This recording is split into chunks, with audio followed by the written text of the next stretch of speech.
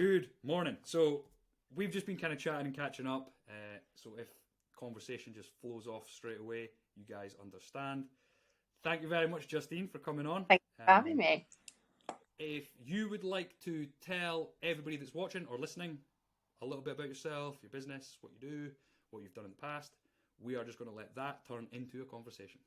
Cool. So I'm Justine Seaney, aka Seaney Bikini. That's kind of my alter ego on Instagram. And I'm a personal trainer and online coach. I'm also a competitive bodybuilder. So I've competed. I say that like I'm a pro. I'm not. I've done two seasons. And I have also recently graduated from my master's in Sport and Exercise Pyschology. So that was a bit of a long run in itself. I mean, that dragged out for 2 years nearly. No, 3 years, sorry, when it was supposed to be a 2-year master's. But yeah, that's all off the bat pretty much. Back in February, I graduated a couple of months ago, which was awesome. And then, yeah, my main sort of working background, I'd say, is mostly clinical. So I've come from quite a clinical background. I was a support worker for a couple of years and then assistant psychologist in psychiatric care and neurorehabilitation. So that's sort of, I've completely come out of that clinical side of thing, gone completely into fitness, still apply a lot of the same models that I did back in sort of psychiatric care and everything else, but I'd say I apply that more to sort of athletes and my lifestyle clients now. So yeah, those same things still kind of go, they still work. So yeah, it's not all completely fitness. I guess it's a lot of mindset work, a lot of personable coaching as well. So I guess that's kind of my niche, you could say. Yeah, I had to actually look back because I was like, right, I've known Justine for, and I was like, wait, how long have I known her for? And then I was like, wait, how do I know her? Oh my God. Yeah. And it's crazy to think that you now have your master's, and the first time that we spoke was about the psychology of bodybuilding and prep. Mm-hmm. And congratulations, because I've not spoke to you since. I didn't know you'd already graduated. Yeah. And we've then since, so that's how we first met, because someone had put something up on their story saying that you were needing bodybuilders. Mm-hmm. I'd done a season just then. Was that way back at the end of last year? Or was that? Yeah, so that would have been 2020. I think I was interviewing people. So yeah, I was prepping myself at the time in a lockdown. So yeah. That was it. It was, geez, oh, it didn't seem like that long. It doesn't. Madness. But yeah, 2020 that was. 2020. That's nuts. Because yeah, I was thinking about it, and I was thinking like that time we spoke for freaking like what, 2 hours, 3 hours or something. Mm-hmm. And then we recorded another like podcasty kind of thing on like a bit more talking just about bodybuilding. Yeah. And dieting, but we didn't record it. We oh my God, we literally got like a third of the content. Like we talked for so friggin' long. That was crazy. The fortunate thing is today you need to go in an hour, so we have to try and get through things. We've got this. Focus, Tom. Focus. So how many people did you end up getting for your dissertation? This is kind of off topic. It was a really small sample size, to be fair, just because obviously the time. So I did what's called a qualitative study. So obviously I was transcribing a lot of interviews that I had with certain individuals. Had I had a large sample size, I would probably still be transcribing those interviews now. Like I would have not graduated. Yeah. Like that would still be ongoing. So I think I had 10 athletes in total. I had a pretty good split between males and females. There was a couple of pros in there. But yeah, I thing is with qualitative studies, the larger your sample size, the harder it is to sort of accumulate that data. And I had to condense it to 12,000 words. So it was a difficult task in itself. And then obviously like halfway through as well, when I was actually gathering the data, my research aim completely changed anyway, just because of the kind of responses that I was getting from participants. So I went down the kind of COVID-19 route. I kind of wanted to see how athletes were kind of coping with the lockdown, obviously adjustments to training, gym closures, etc. And the general consensus that I got from most bodybuilders, we just kind of got on with it. Yeah. And I was like, I can't write a frigging dissertation about that. It's boring. But without me even prompting it out of the participants, so many people opened up about their prep experiences. You know, obviously there was a little bit of COVID talk in there as well, but it was mostly about kind of prep struggles, post-show struggles, you know, just all the really juicy stuff. And I didn't even prompt that out of my clients. So that's the direction that I ended up going in with the dissertation. So it ended up being, so my title changed completely to the maladaptive health behaviors of competitive bodybuilders. And then like COVID-19 was maybe just like a paragraph within that. So this was happening at the same time all these bodybuilders were struggling and just getting on. Yeah. Okay, so like I want this this episode, this chat to mainly be about kind of like two trains of thought.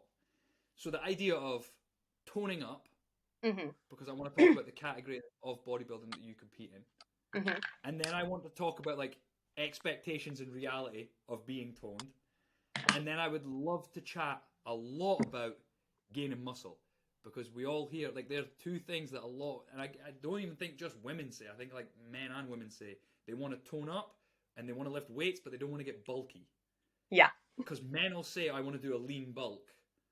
And I think they're like the right things that people want to do. I just think the terminology is to try and simplify something that is either difficult or pretty complex.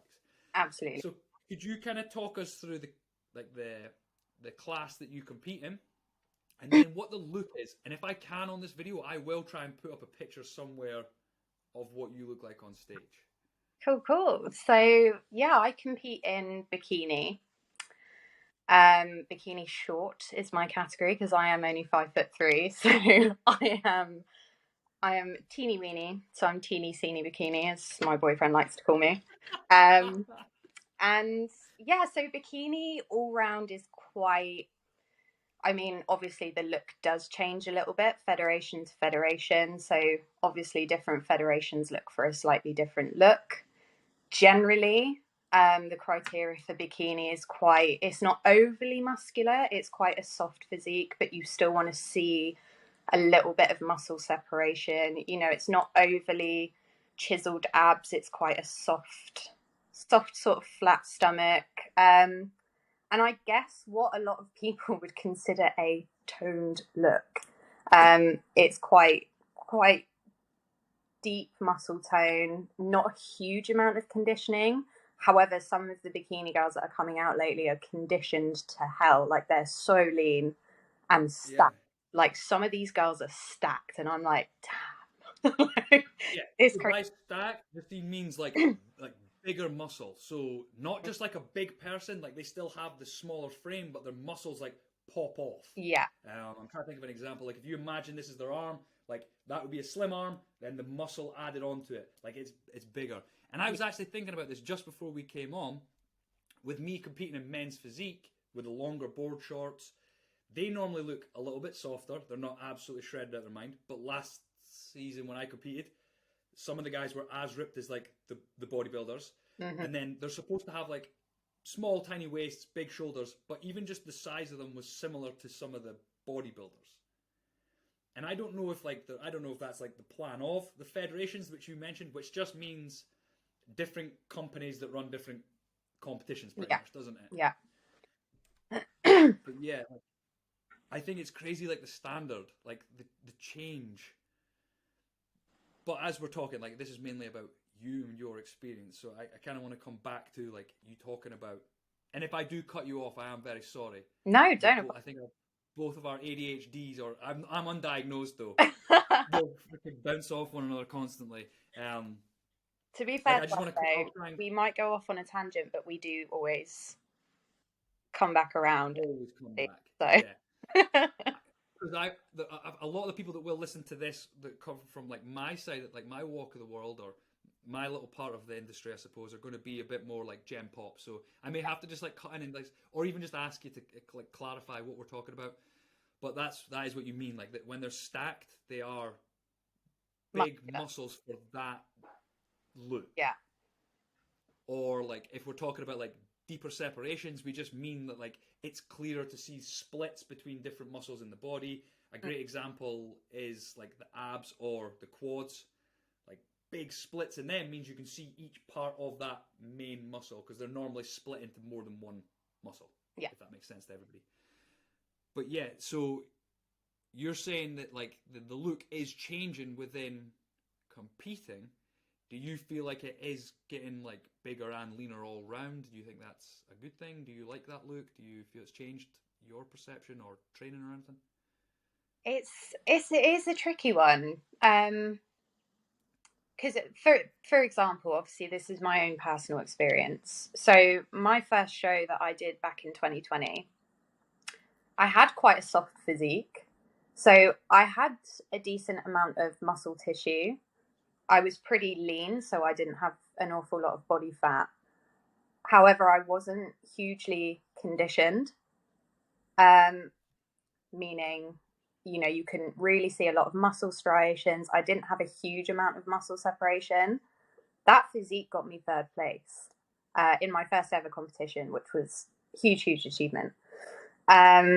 And then I went into kind of like a 6-month off season. Obviously, this was all happening during the second lockdown when we all kind of went into that tier thing, and gyms were closed for a little while. So I was training a lot from home. So I don't feel like I really utilized that off season period as much as I could have done had I had access to a gym. However, we got on, did what we could do. And then I prepped the following year for my second ever competition. Now, I'd gained a little bit of muscle tissue, not a huge amount, but I brought a way deeper condition. So by this, I mean I stepped on stage and like you could see the separations. I had feathering, like a little bit of feathering in my quads, like things were popping, things were standing out. Fifth. Yeah, and it just, and I thought I was kind of moving and evolving with the look that I thought they were looking for. And yeah, I was really shocked by that result. And don't get me wrong, like I wasn't bitter about it. The quality of the girls that were on that stage with me, I was like, damn, like they looked insane. But yeah, it just, you can literally be chasing what they're looking for and what you think they're looking for, and then you turn up on the day and that's just not what they want anymore. Like it happens, and I've seen it a lot, and even in a lot of the natural shows as well. Like some of the girls, it's just crazy standard, and I think it's, you just really don't know what they're looking for a lot of the time, and it can literally be whoever shows up on the day and they think looks best. That's unfortunately what it's about. So, do you know off the top of your head how many classes there are for females? oh god, there's so many now. That obviously that depends on the federation as well. A lot of federations will break the categories down even more, especially if there's a lot of competitors within that category. So, for example, like bikini, you can get short, medium, tall. But then you've got athletic, which is quite a sharper look, a bit more muscle tissue, probably a little bit more muscle separation as well. And then you've got trained bikini, which again is that like hard muscle tissue, very hard physique. And then you go right on into figure, and then trained figure. There's just so many now. It's built. Yeah, and I guess like this, like these words that you're using, like this hard, is what like people might class as ripped. Like softer, like soft makes people think like potentially fat. Like, you know, when they're saying like soft. Yeah. And I really don't mean that to be like any sort of like undermining fat shaming or anything like that. And by no means am I taking away from what female competitors achieve, because when you see them, they look unbelievable. But in the bodybuilding world, a softer means you have a little bit more body fat, and you're not like completely shredded to the bone. Absolutely. Which just means you're like, or inside out, or fatless. Like, Yeah, the there's buzzword so many terms people are using now. connotations. But what I would love it for you to explain is like, what effort went into still having a soft physique, so being toned. So I didn't have a huge amount of mass to lose in that first prep.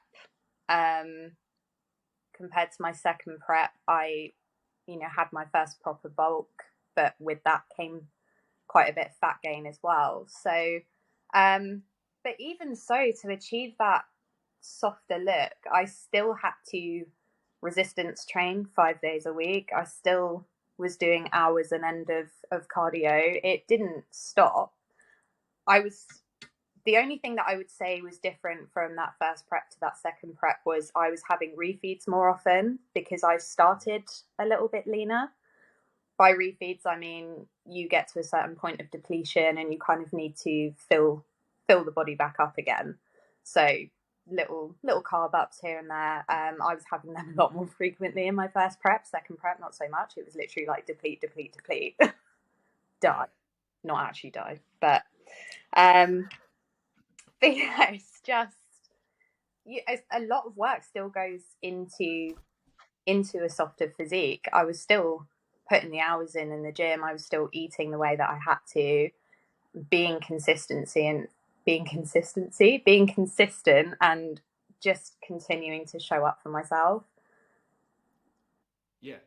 And I think like a thing I love that you've said there is like, and this is a thing that I think is like a misconception that a lot of people, and I kind of want to just keep this more focused on like female muscle growth and female like toned. I think I prefer to just keep it. I think it's easier for you to talk about your own experience. Yeah. And the majority of your clients, female. Most of them. Am I right? Yeah. Yeah. So I think it's probably better if we just like kind of like, so if I am saying like females, that I'm not being sexist in any way. I am just saying that's just what we're going to talk about today. Okay. Or are you happy to do that as well? Absolutely. Yeah. Yeah. Maybe it'll show off some of the things that I do. Just maybe I'm not a nice guy. But I think a lot of women, they start their fitness journey wanting to tone up, and they think it is going to be simple. And I think it's great that you've said like you had to put in hours on the tread, like the Stairmaster. You had to resistance train, which I really want to touch on, and I want to touch on that like 6 month off season and what your expectations were, and then like the reality of it. But I do think like fat loss it gets difficult. Doesn't it? And like in toning up, in my opinion, with toning up, what someone's trying to do, or what they say that they want, is actually just like a reduction in body fat to show off the muscle that they've gained. It's not like an athletic look, or this like a bikini, like they want to feel comfortable in a bikini. Whether that's just their own comfort or like a certain look, I think a lot of the time it is like reduced body fat. And I would love to hear like, with the first prep where you already started pretty lean, how long did you have to prep for? I think it was only 14 weeks. I think it might have been. So, I mean, it was still quite a long prep in that sense, but I wouldn't say it was rushed in any way. Like I said, I was getting refeeds quite often throughout that prep. We weren't overly depleting, and I had a lot more, I suppose, like rest time as well, and my calories were still relatively normal. I don't feel like they were super low to the point that I was really, really feeling the hunger. And I think just to touch on this as well, I think it was the excitement of my first competition as well. I think I got very caught up in that, compared to, which is why I think I had very different expectations going into my second prep, for example, because I was just enjoying the process so much. And I was like, yeah, this is awesome. Like, I'm not even hungry. Why does everyone moan about how shit prep is? I was like, these people are crazy. I was like, I feel amazing. I was like, I look amazing. And yeah, it's just, it's a whirlwind. But yeah. And in the 14 weeks, how much weight do you know roughly you lost? So I didn't actually track my weight the whole time. Oh, okay. So we went more off look, how I was feeling, how my pictures were looking. And that was my own personal decision. So anyone that's obviously like looking into like competing or anything like that, obviously weight is a great tool in tracking Yeah. progress. It's not pivotal though. For a lot of No. bodybuilders, it is pretty important. But when I actually started coaching with my coach, I was pretty upfront and honest with her about maybe, you know, in my earlier years having a pretty bad relationship with the scales. I voiced Yeah. that to her, and I was just like, you know, before I even sort of made plans to compete or anything, I said to her, I'd rather not track my weight. I think I focus too heavily on the numbers. I'm not really interested in doing that. And she was like, that's absolutely fine. And we still, months later, when I actually started going into a prep, we still made that work. So we went completely off look measurements as well. So I did like a waist measurement, I think like an upper thigh, upper arm measurement, but that is basically everything that we went off. We didn't track my weight once. So quite a unique one there, because a lot of people are like, you know, new low weight. You see people on Yeah. prep uploading these things weekly, being like, oh, I achieved a new low prep weight today, and I just like I'd never done that before. I'd always just gone completely off look and Yeah. occasionally measurements as well. So It's funny you say that because I kind of got hung up on weight my second prep. mm-hmm.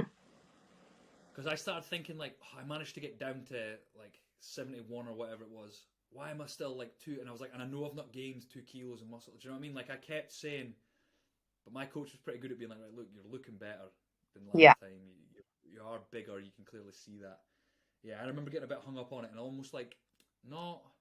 But I was almost like the other way as well. Like I was seeing other guys that were like 10 kilos heavier than me in that, and I was like, there's not even any point in me standing on stage next to them. Do you know, like it was like that was beating me up too. But Mm. that's I guess that's like a whole other conversation.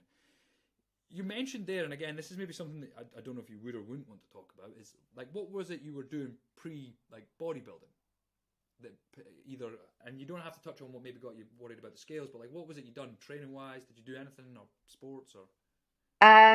I've always had quite a sporty background, I guess. Like when I was younger, I played football for a while. You know, I did karate. I think whenever I kind of showed interest in anything as a kid, my parents just kind of threw money at it, and they were just like, "We want you to enjoy something," and I'm so grateful for that because they always just really encouraged things, but they never stuck because we didn't Yeah, realize it was undiagnosed ADHD at the time. But anyway, obviously tried my hand at loads of different sports, nothing ever really stuck. And then I started getting into the gym. I was kind of a late bloomer in that sense. I didn't really get into the gym until maybe I like hit 20. yeah, But I used to like go to the gym, and like I was a bit of a cardio bunny for a while, or I would train nothing but legs. I wouldn't go near upper body. But I yeah, had yeah. no idea about like nutrition or anything like that. I didn't have a clue. Um and yeah, I guess during my like uni years, I kind of like hit a period of quite like low self-esteem, low self-worth. A lot of that was down to mental health generally. Um and then that's when I started kind of restricting a bit, and you know that's when I think the relationship with the scales, that whole thing kind of started. um I don't like having, I'm quite open about it, and I talk about this experience a lot because I find a lot of people can relate with it, but it's also, it helps me kind of help my clients who might be going through similar things as well. But yeah, I think I just focused on that number too much, and it came from more of a control thing. Yeah. But actually starting with my coach gave me the space to work on that, because even though, yes, we weren't necessarily working on the relationship with the scales, but everything else that was going on outside of that, so hitting the gym, working on my nutrition, and just enjoying what I was doing, that really provided me with the space to kind of work on my relationship with myself and everything else. So yeah.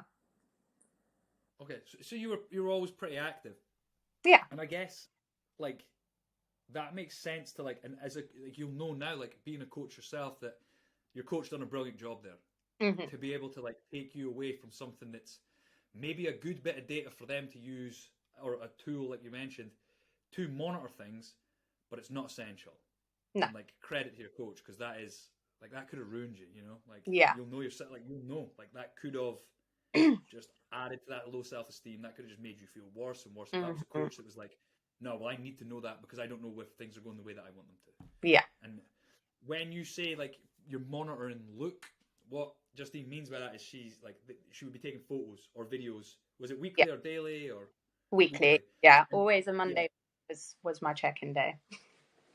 yeah. And as a coach, I don't know how often you do that with your clients as well. Like you'll know as a coach that you can see changes across like collarbones, like mid waist, like just like the upper ab area, Yeah. around the knees. You can see changes there, and you can monitor body fat, and that's normally where you would look. Yeah. And then when you start going like way far back and comparing them to like now, you'll see like huge changes. Normally around, especially with females, they'll be wearing a sports bra or their underwear. You can see like around the top of their underwear, if like the love handle area that's Yeah. coming in, and then the sports bra, you're able to see those areas change, and Yeah. that's how people. And again, that's a tool that people could use, I suppose, if they don't want to use scales. You can monitor the way that the body looks. Oh, I did have a question I was going to ask straight away there, but I can't remember what it was. Oh, you should probably tell everybody how old you are, because you did say you're a late bloomer. I'm People will be 27. like, yeah. I remember you being like, not a million miles from my age, but still younger than me. So 27, and achieving what you're achieving. Like, honestly, and I said before I came on, like I actually forgot that you were as young as 27. To me, that's young still, because I'm 34. I've always had that though. Everyone's like, you're so wise beyond your years. And I'm like, do you know what it's years of masking? ADHD. So yeah, so you've done dieting, you've done building, and we've spoke Hmm. there that like, and I guess we could touch a bit more into that, like if it's something like the tools that you've used to increase self-esteem, the tools that you've maybe learnt about doing your masters in psychology. Did we say that that's what you done your masters in? I'm not sure. Yeah. It was Do you sports. you now have a way better understanding of all that stuff, and how potentially exercise has helped? I don't know if that's something you maybe want to touch on, talk on, or Yeah, absolutely. Yeah. yeah, yeah. So originally, like the plan was to be like talking purely about muscle growth, but Here we I are. think why the hell Off on a not? Yeah, tangent. why the hell Classic. not talk about like mental health and well-being? Did you find having? I guess this is like a good thing, and maybe people even like straight away thought there is. Did you feel that potentially having a coach was a distraction from the self-esteem, or do you feel it definitely aided it or No, improved it? I'd say it was a huge factor in me moving forward.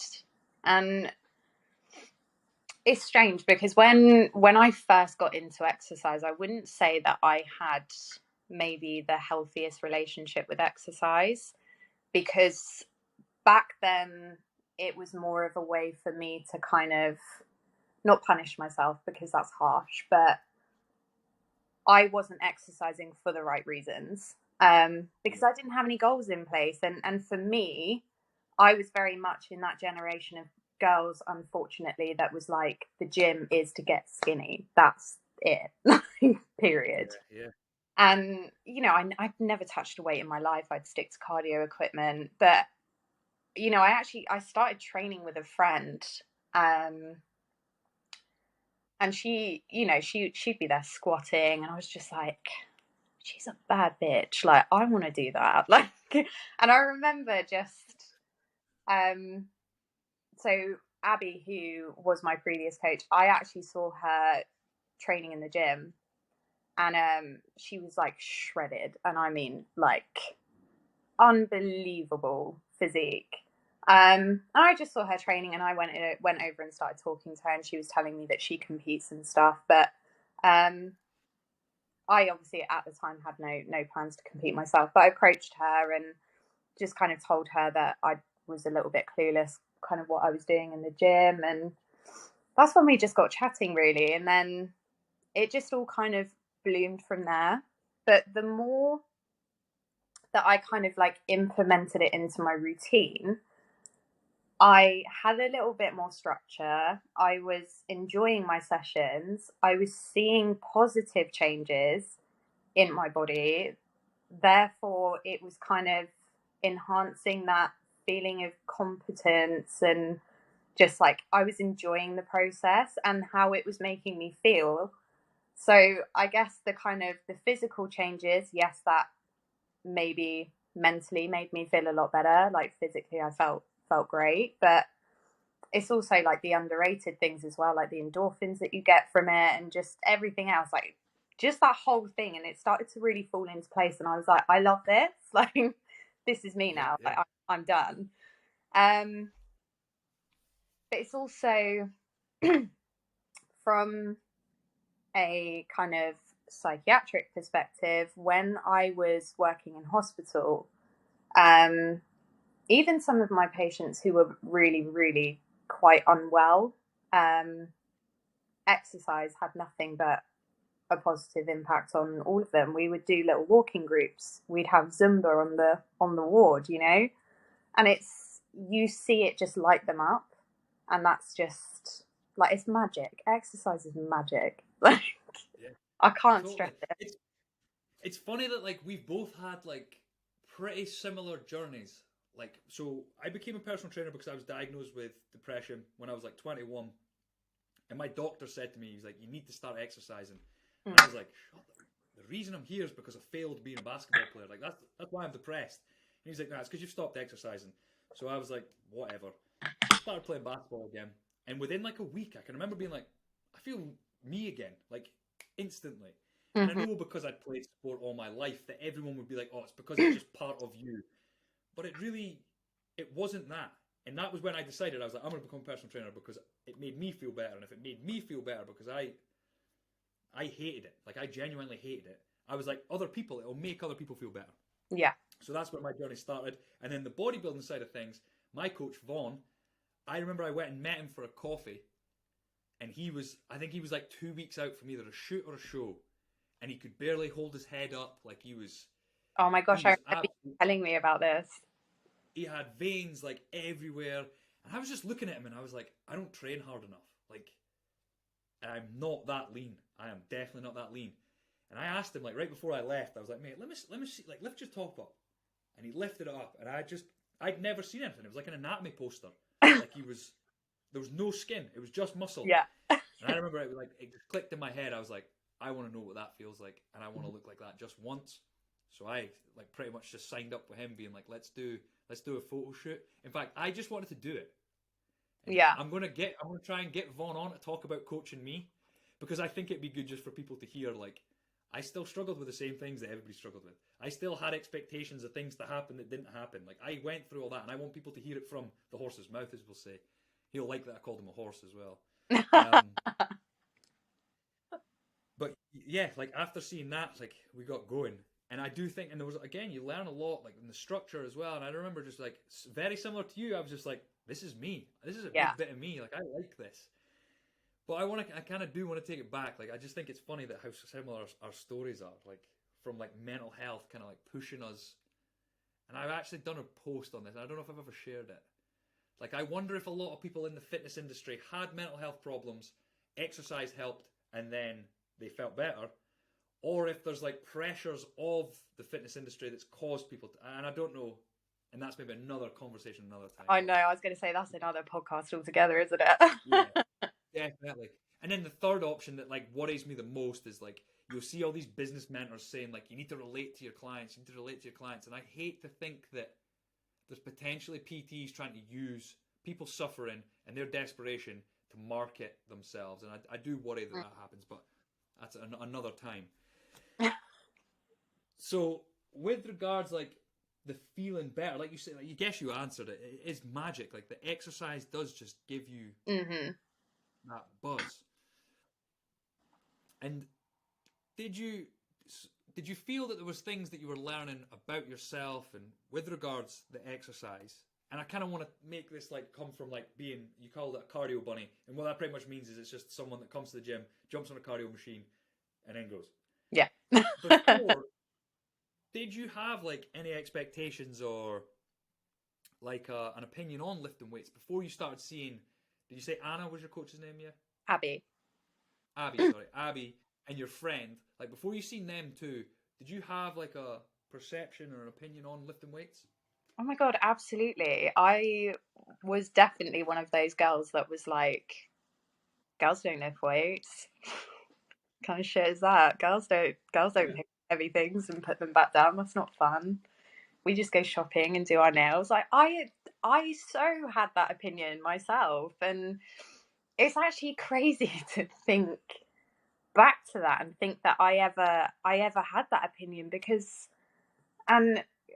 like we have such a place in the gym now, like, you know, it's everywhere. Social media, there's so many fitfluencers being like empowering women, you know, let's get in the gym, let's take over kind of thing. And it's so bizarre to think that I ever actually thought like that and thought, I don't belong in the gym, I shouldn't be in the weights area, I shouldn't be working on myself kind of thing. And yeah, it's crazy how society kind of drilled those norms into us all, really. Yeah, it's bizarre to think back on, and it's not really something that I've thought about for a while. So No, and this is maybe like not relevant at all, but with regards like society drilling things, do you think that the society pushed women away from the gym, or do you think it just like completely made it like it was a man's thing? Does that make sense? Or do you yeah, kind of? I would say it's more the manly thing. It's considered,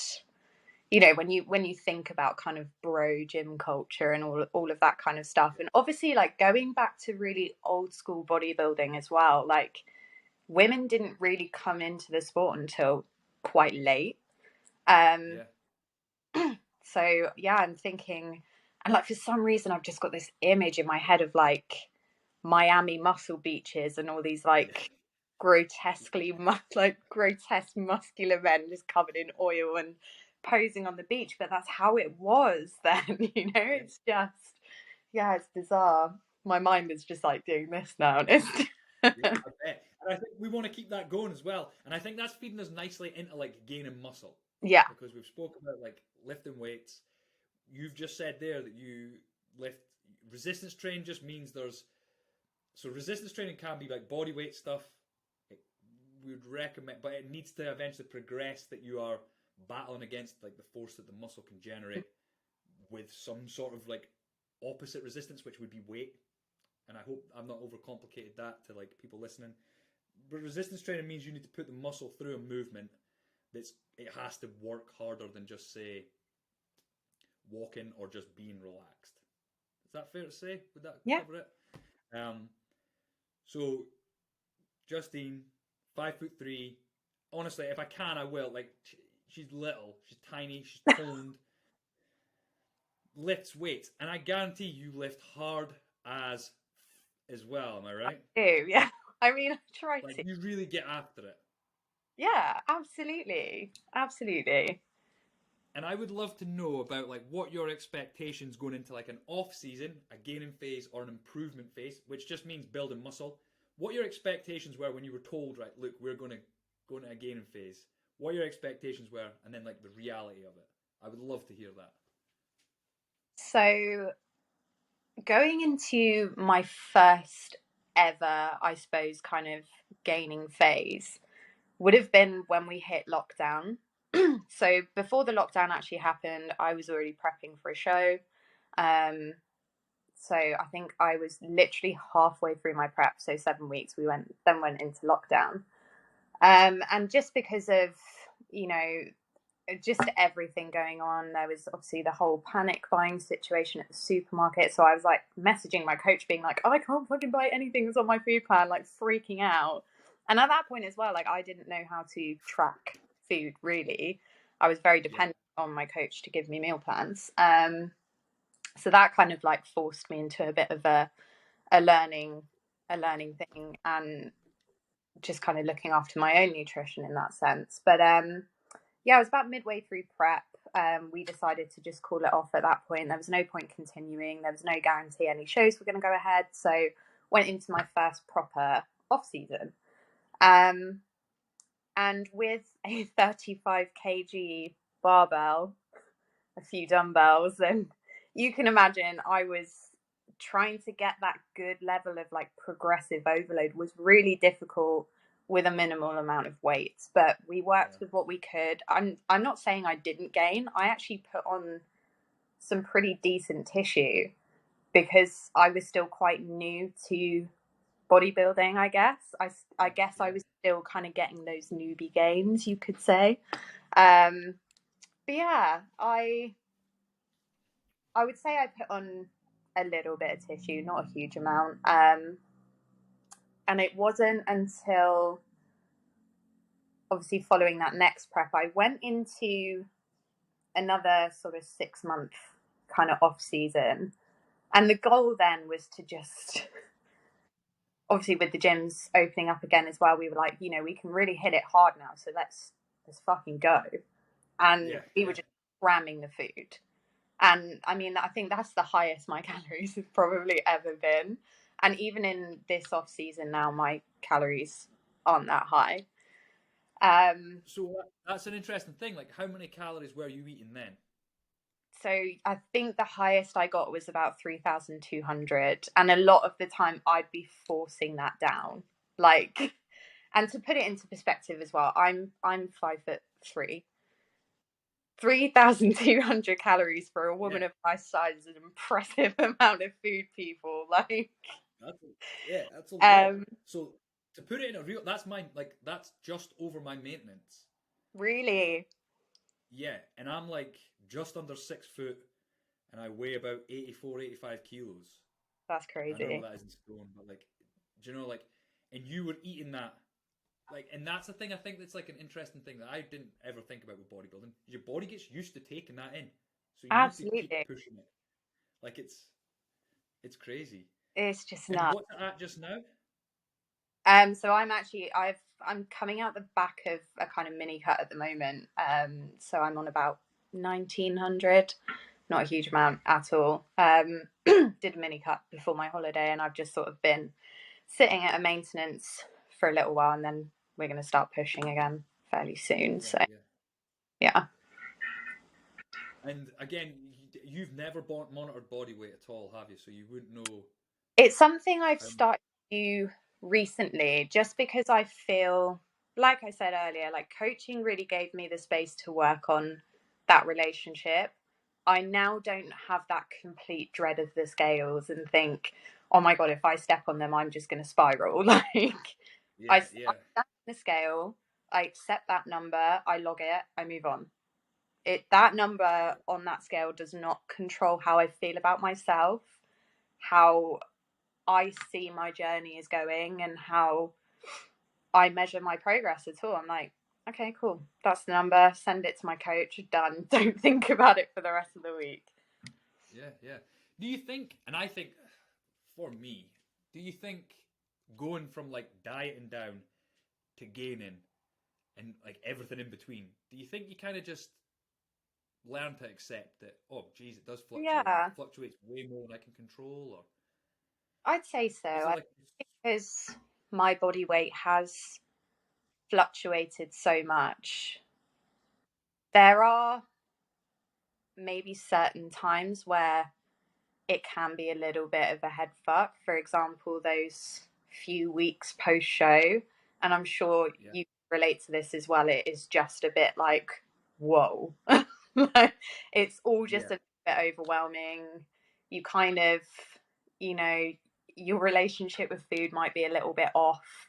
You go from being absolutely shredded and so lean and just like looking awesome, and as soon as that kind of starts to change a little bit, you kind of, any normal, I was going to say normal person, normal people don't do this. Any bodybuilder can totally relate to that experience, that kind of post-show phase. It can be a little bit like, okay, right. And it's just about taking each day kind of day by day. But where was I going with that? We were just talking about gaining muscle, calories going up, body weight, and monitoring it and seeing the changes in it. I think because I'm so used to obviously my body fluctuating so much that it just doesn't bother me anymore. And I think you do get to a certain point once you've got past those little phases of, you know, those little wobbles, especially post show. I think you do start to just accept it. And this is something that I spoke about in my dissertation as well. So a lot of bodybuilders normalize certain behaviors, especially if you're like deep in the subculture of the sport. You know, you normalize certain things, and you do sort of very much come to terms with, this is part of the process and this is what I have to do. And it's that whole get comfortable with being uncomfortable thing, you know, and that goes for prep, and that goes for your off season as well. You're gonna, in that process of gaining muscle, you do have to gain a little bit of fat as well. It's how your body's going to sustain itself, and that's what's essential for that process. And yeah, I'd say I've gotten a lot better at just kind of normalizing that and being like, yeah, this is part of the process. And I feel like if I didn't enjoy doing that, I just wouldn't. So yeah, and I think it's like, so to touch, like, to kind of like try and clarify two different, like, the topics that we spoke about at the start, like women saying that they want to tone up, and then we'll also touch on like gaining muscle and getting bulky, and then I suppose the third one as well would be like doing a lean bulk. You do want to, like you're mentioning there, body fat does start to go on, but you don't want it to be going on as soon as possible, because then you need to take it off. Yeah. Because most people's goal is not get fat. No. I don't know if that is like, I don't know if that's like a taboo thing to talk about, or there is maybe like a disorder, or I don't know. But I don't think there's many, because another topic, doesn't matter. We'll move on. But like, what the way I try and explain like bulking to someone is like, you have your total daily energy expenditure, what your body burns, and for you to gain muscle, your body has to do more. Like, there's more processes in your basal metabolic rate, stuff that you don't have to think about, that start to happen. So you have to fuel them. But the way that like gaining muscle works, because the amount that you can gain is so small, you want to give yourself like the absolute all to feed that process of happening. And then your training's just to like stimulate it and actually cause it. And if you're not training hard enough, you're not going to gain the tissue, you'll just gain the fat, which I think kind of happened to me during lockdown. Because I pushed up right up to like 94 kilos, but I just don't think I was training hard enough. But I can't now remember where I was going to go with this. It was to do with like the process. So like, that's why you're trying to feed the total daily energy expenditure. That's like your basal metabolic rate, which is just your, and I'm not telling this to you, I'm kind of explaining this to anybody that is listening. Your basal metabolic rate is everything that your body does that you don't have to think about. NEAT is everything that you do that is like a movement throughout the day that's not exercise. You then got the thermic effect of food, which is just when you eat, your body has to chew, swallow, digest, process, and then does pooping out, is that classed as thermic effect of food, or is that more basal? I don't know. And then exercise is like a tiny little percentage of it. Yeah. The basal metabolic rate bit, the bit that you're not thinking about, when you train hard, increases because your body has to then start to repair. It has to start like increasing protein synthesis. It has to like make sure that your body is keeping that muscle tissue. So that then does turn your maintenance into a deficit, which is what a lot of people can do. So then you have to give it a surplus. So you have to give it more than it's possibly needing eventually to ensure that you're gaining that muscle. And the analogy that I use is, imagine you've got like a grain of sand and you're throwing it into a bucket. The chance of you getting that grain in is probably pretty difficult. Whereas if you take like a handful of sand and throw it at the bucket, there's probably going to be a bit of sand that goes in. And if you think about food as like those grains of sand, like, you don't want to just risk it to just do it. You eventually want to be like over the top so that you are definitely going to get that gain. Would that be fair? Is that like something that you can understand? Yeah, absolutely, yeah. And like, a huge thing with females, I find, is like most of them are in a calorie deficit, and most of them don't understand that like even in a surplus, so eating more than you should be, you're only going to gain like half a pound to a pound of muscle a month. And like you coming from a bodybuilding background, how chuffed would you be gaining a pound of muscle a month? Oh my God, I'd be gassed. Like, This is, and you know, and I'm sure you've had this conversation with so many of your female clients. So many girls say to me, obviously, when they're starting out, and we're kind of programming in a little bit of upper body maybe, and they're like, "Oh, Justine, I don't want to train upper body because I don't want to have massive biceps." I'm like, bro, listen, if I could have trained for 5 days and got massive biceps in a month, I was like, I'd be an IFBB pro right now, but I'm not. Like, yeah. so much work and so much time and so much consistency has to go into that. Obviously, calorie surplus and everything else you were saying as well. I don't think a lot of people realize that, like, how hard building muscle is. I'd actually say it's probably harder than losing fat, to be honest. Oh, 100, like, and this is what I wanted this to be about. I pretty much just wanted you to say what you just said, so we can end it. Okay, well, it's nice to see you, Tom. I want women to understand that gaining muscle is way harder than what they maybe think. Absolutely. And you've got to take in perspective as well, like, women, we are just up against hormones as well, naturally. So I'm not going to go too much into detail because, one, it's not absolute gospel. This is just obviously things that I've learned from my coaches and my experience in the industry. And I have a boyfriend who is an assisted athlete, so I know a little bit about hormones and things like that. But as women, we don't have naturally high levels of testosterone as males do, period. Yeah. Testosterone is a huge hormone that is prevalent in building muscle, and it's needed to build muscle. I'm a little bit of an exception. I've recently ran my bloods due to bad hormones. Terrible time with hormones. So my levels of testosterone are on par with someone who would be expected to be on TRT. Like, they're high. Wow. So from a muscle building perspective, that's friggin' awesome, and like that's great for me as a bodybuilder. However, there is an indication there that there could be something up in terms of hormones. That's so.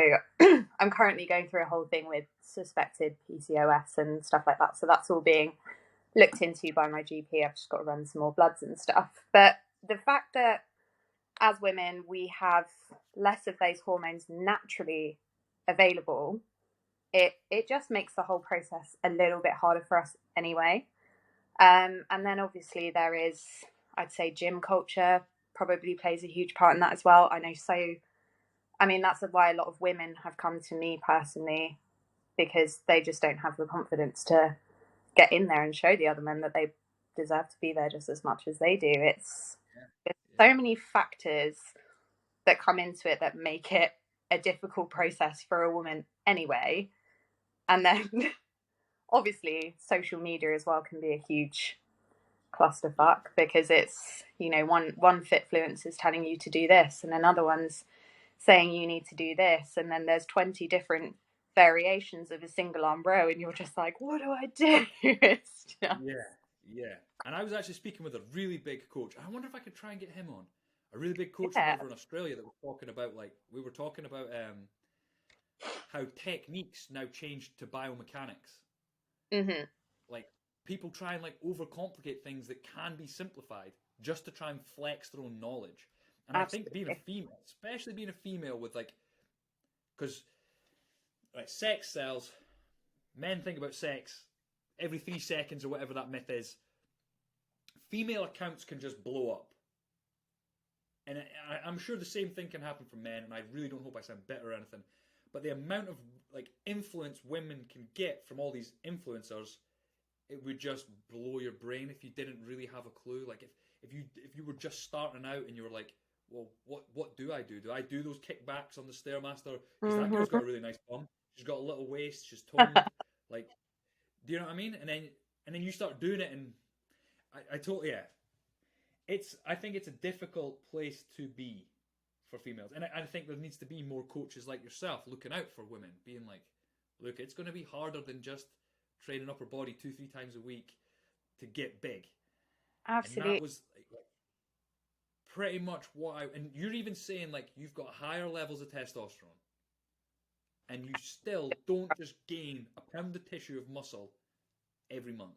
No, I bloody wish I did, but obviously the more you progress in this sport, and just in terms of muscle building anyway, I'm just going to generalize it, and I'm not going to make it about bodybuilding, but you get to a certain point where you're progressively overloading, and your body is eventually going to need more stimulus to continue to grow. I'm pushing more weight on some of my movements than I literally ever have done or could have dreamed of in my entire life. How do you think my nervous system is doing right now? I have genuinely never been so ruined coming out of the gym sometimes, and I'm like, I've got an evening of clients this evening. I don't even know how I'm going to demonstrate a single squat to anyone. Yeah. Like, the soreness, 100%. the fatigue, it's just, I have to keep pushing that stimulus to keep driving that muscle and keep growing. And it's hard. Like, I'm not going to beat around the bush. Like, it's tough. And I have days where I'm genuinely like, I just need to nap. Like, I can't train today. Yeah. My body's just ruined. Yeah. Sorry, ladies. Totally, there's the hard truth. Yeah. And the thing is, though, like, this is the other brutal thing in the world. There'll be a woman that'll be like, oh, don't listen to her because my way, you don't have to feel like that, and you'll gain like 10 pounds of muscle a month. And that's the world we live in. But that's not the truth, and it's not going to happen. And I want this to be like help for people to talk about muscle. I'm not saying it can't be done, though. Obviously, consistency, hard work, and pushing that stimulus constantly, making increments. It's a long process, but it's absolutely, it can be done. I mean, look at the female athletes that are out there now. Impressive. Yeah, just in the UK as well. Like, it's not even just around the world. Like, in the UK, there's females coming through now that you're like, holy crap. When I was at WNBF, there was a woman through the back. I think she was the only like open bodybuilder, and she was genuinely not far off the open men. Like, she's obviously like an anomaly. Like, she's like one of those like, but honestly, she looked like a bull. Like, but she was very feminine still. She was like, honestly, she didn't look masculine at all. She looked like a female, but she had like gigantic quads, giant glutes, huge capped delts. Like, I don't know if she didn't. Yeah, I don't know if she got tested or like, but like, she was a she was unbelievable. Like, it was incredible. And I think she was through the back just as like a lot of the men were just finishing, and every single one of us was like, you look unreal. Honestly. And that, I guess that is just like one off, but the size of the women, the shape, like you were saying as well, the standard, it's just getting crazier and crazier. And I guess that's just with getting things right and consistency. You know, like, it's like, I guess something that would be great to hear about is like, what all do you monitor? Do you monitor sleep, stress, food intake? Like, what all do you monitor in a gaining phase? Obviously, training and food predominantly. Sleep, I've never really monitored sleep. I'm not someone who's always struggled with sleep. I love my sleep. It's never been an issue for me, and solidly I will get 7 to 8, sometimes 9 at a push hours a night period. Like, that's never been an issue for me, and I'm very lucky in that sense. But it's a huge thing that I encourage a lot of my clients to dial in on. whether their goal is fat loss, muscle gain, anything. It's such an important part of the process and completely non-negotiable. Like, I always say that, I'm like, make that a priority above everything else. But yeah, in a gaining phase, it's mostly ensuring that I'm progressively overloading. So I'm making increments, and that's not going to be weekly. I'm only human, and as a female, obviously hormones fluctuate as well. You know, luteal phase and all of that stuff. I'm sure you're all clued up on that. And it's, you know, naturally as women, our strength tends to dip in that week, 2 weeks prior to our time of the month, just because there's so much going on internally. Hormones are, you know, skyrocketing, and then they're crashing, and there's so much going on that your body's just like, ah. So it's not always possible to smash it every week. You're going to have sessions in the gym where it's just that weight's not going up, or that form's going to be crap, or it's just. I think it blew me away, like the amount of women that I've worked with now, like how little they knew about their menstrual cycle. They knew when their period was due. They would be like, "Oh, my period's this is the week my period starts," but they never noticed trends. And like the week before, hunger skyrocketed. They started getting a bit bloated, maybe, or like 3 days before things started to change. They would just be like, "Oh, this is just all the way it's always been, and I just dealt with it." Like, it's unbelievable. I think the amount of females that I've worked with that just had no clue about their menstrual cycle. No. And I don't know if you. I'll tell you what though, I did have one female client who the day her period started was always when she wanted to like max out lifts, because it was almost like it distracted her from worrying about technique. I like that.